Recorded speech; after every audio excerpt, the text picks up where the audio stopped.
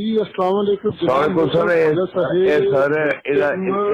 Sir ਇਹਦਾ ਜਵਾਬ ਕੋਈ ਚੰਗੀ ਤਰ੍ਹਾਂ ਦਈਏ, ਕੋਈ ਬਾਹਰ ਠੋਕੀ ਕਿਸੇ ਤਰੀਕੇ ਦੇ ਨਾਲ ਜੋ ਅਗਲਾ ਕਰਦੀ ਇਹ ਜੀ ਖਾਤੂਨ ਲਈ ਬੋਲਦੀ ਗਈ। ਸਰ ਮੈਂ ਪਤਾ ਕੀ ਸੋਚਿਆ ਸੀ ਇਹਦੇ ਤੇ ਮੋਟੀ ਗੱਲ ਤੇ ਮੈਂ ਕਰਦੀ ਸੀ, ਫਿਰ ਮੈਨੂੰ ਉਹ ਵੱਡੇ ਤਾਲੜ ਸਾਹਿਬ ਦਾ ਇੱਕ ਗੱਲ ਯਾਦ ਆਈ।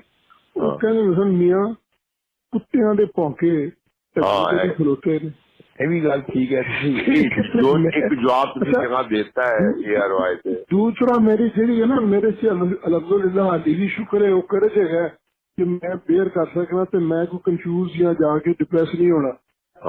जो लोड़ पैगी तुम असीं कह देंगे खालिद साहब कुछ धमाका कर दो, तुसीं कर देना, मेरे पता मैं दस देना, बस मैं जो कहोगे उसका हो जाएगा। हाजिर एनी टाइम इज राइट। हाजिर खान साहब और मेरे भतीजे ठीक ठाक ने? बिल्कुल जी, अल्लाह बिस्मिल्लाह ने कहना कि नान शक्रान जरूर।